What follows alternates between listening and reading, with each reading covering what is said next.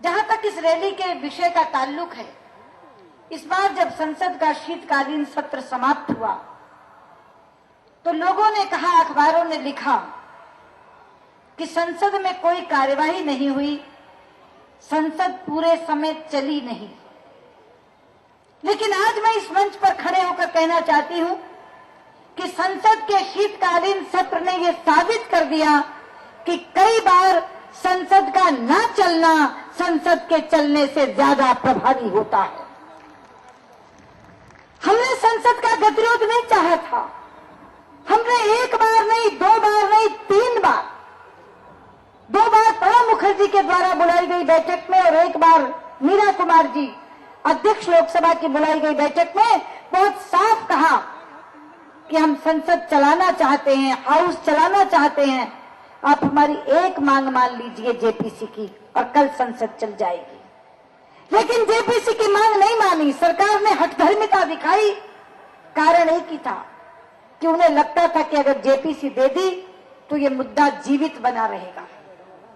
हमने उनकी चाल की काट करते हुए संसद के अगले ही दिन ये फैसला किया एनडीए के तौर पे कि तुम मुद्दे को मार देना चाहते हो तो हम मुद्दे को मरने नहीं देंगे। अगर आप जेपीसी नहीं दोगे तो हम पूरे देश में घूम घूम कर इस मुद्दे को जिंदा रखेंगे। बड़ी नगरों में महारैलियां करेंगे, जिलों और तहसीलों पर जनसभाएं करेंगे और गांव के स्तर पर भी चौपाल में जाकर बैठेंगे, मगर गांव के आदमी को बताएंगे कितने घोटाले हुए हैं, क्या मित्रों, केवल 3 घोटाले जो हुए थे 2010 में, सरकार उसी से मुंह छिपा रही थी। लेकिन 2011 की शुरुआत में तो एक पुराना घोटाला भी भूत बनकर सामने आ गया। पहले के 3 घोटालों में तो उन्होंने अलग अलग लोगों की बलि चढ़ा दी थी। एक में राजा का इस्तीफा हुआ 2G स्पेक्ट्रम में, एक में अशोक चव्हाण का इस्तीफा हुआ आदर्श सोसाइटी में, एक में सुरेश कलमाड़ी को पद से हटाया कॉमनवेल्थ में। लेकिन ये जो चौथा भूत आया है वो सीधे कांग्रेस नेतृत्व के घर तक जा रहा है। सरकार की बोलती बंद हो गई। उन्हें समझ नहीं आ रहा कि इटली के वो व्यापारी ओटावियो पात्रोची को, जिसे प्रधानमंत्री ने क्लीन चिट दी थी, जिसके खिलाफ केस बंद करने की सीबीआई ने पैरवी की थी, जिसके लिए सरकारी अफसर ने जाकर लंदन में उसके खाते खुलवाए थे, आज एक जुडिशियल अदालत कहती है उसको कमीशन बोफोर्स में मिला है और फला बैंक अकाउंट में दर्ज है। सरकार को समझ नहीं आ रहा, कांग्रेस नेतृत्व को समझ नहीं आ रहा कि भी इसका क्या जवाब दे।